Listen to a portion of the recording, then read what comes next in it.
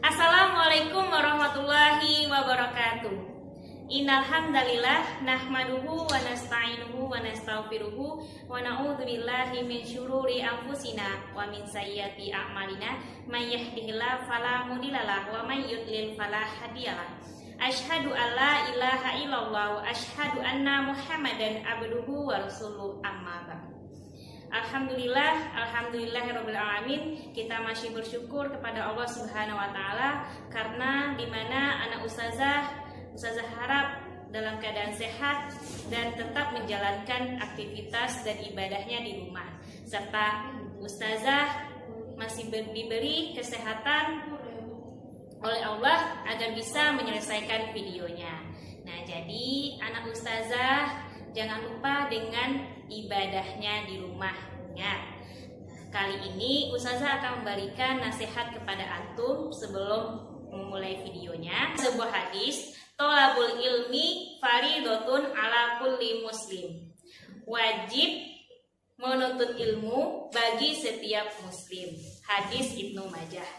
Nah, hadis ini mengingatkan kita bahwasanya kita dituntut untuk menuntut ilmu. Menuntut ilmu yang seperti apa? Menuntut ilmu yang berdasarkan sunnah Rasulullah SAW, berdasarkan Al-Quran dan hadis. Nah, jadi dalam kita menuntut ilmu, kita akan mendapatkan pahala dari Allah Subhanahu wa taala yang akan bernilai ibadah. Nah, jadi bagian ustazah jangan lalai dalam mengerjakan tugasnya. Antum diberikan amanah dan diberikan tanggung jawab untuk mengerjakan tugas di rumah, itu sama dengan antum lagi menuntut ilmu. Nah, jadi tidak ada yang sia-sia yang akan dikerjakan. Anak ustazah akhir-akhir ini masih banyak yang tidak mengerjakan tugasnya. Ustazah harap antum bisa mengondisikan waktu antum di rumah agar tidak lalai dalam mengerjakan tugasnya. Baik, mungkin itu saja yang ustazah sampaikan kali ini. Ustazah harap antum dapat memahami apa yang ustazah sampaikan dari hadis tersebut.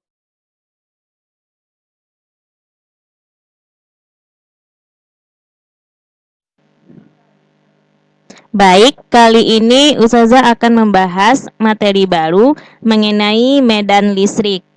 Sebuah benda yang bermuatan apabila didekatkan pada benda lain yang bermuatan, benda tersebut akan ditarik atau ditolak. Nah, berarti di sekitar kita ini terdapat yang namanya medan listrik. Medan listrik itu adalah ruang di sekitar benda bermuatan listrik yang masih dipengaruhi oleh gaya listrik. Nah, medan listrik ini dapat dinyatakan sebagai garis-garis gaya, yang mana arah garis gaya jika dia positif maka arahnya keluar. Sedangkan jika dia negatif dia akan mengarah ke dalam.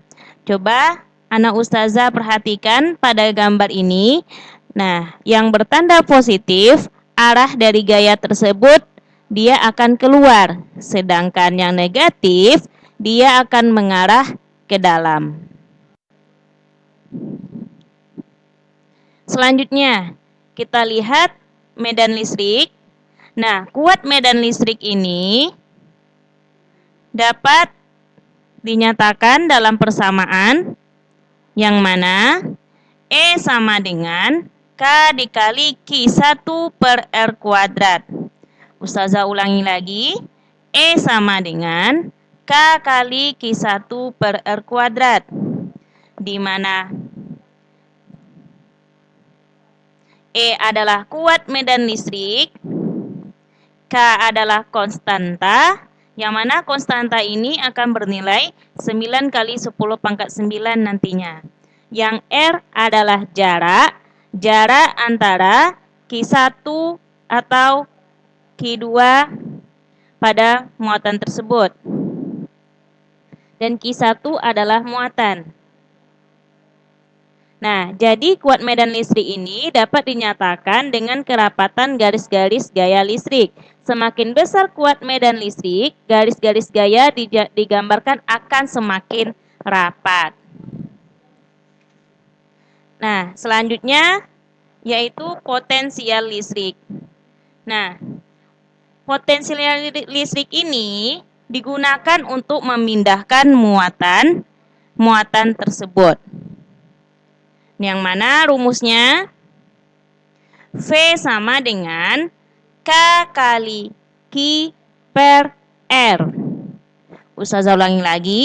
V sama dengan K kali Q per R.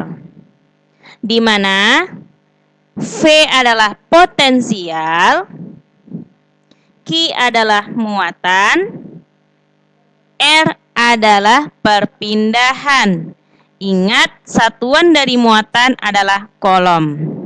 Nah, untuk satuan potensial adalah tegangan atau dilambangkan dengan V.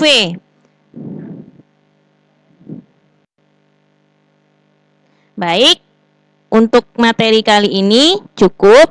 Ustazah harap antum dapat memahami dulu apa yang dinamakan dengan medan listrik dan potensial listrik tersebut dan bagaimana gaya garis listrik tersebut. Nah, agar anak ustazah bisa memahami dulu persamaan dari medan listrik tersebut. Nah, pertanyaannya, apa yang dimaksud dengan medan listrik? Yang kedua, tuliskan arah garis gaya listrik yang antum lihat dari video tadi. Ingat, dijawab di Google Form yang akan ustazah share nantinya di grup Classroom.